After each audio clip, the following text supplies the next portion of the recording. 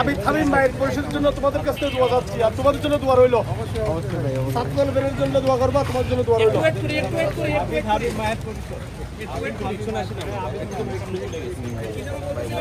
আবিদ হামিম মায়ের পরিষদ ছাত্রদল পরিষদের জন্য দোয়া চাচ্ছি, আর তোমাদের জন্য দোয়া রইল। তোমার জন্য শুভকামনা, আর আমার জন্য দোয়া করবা।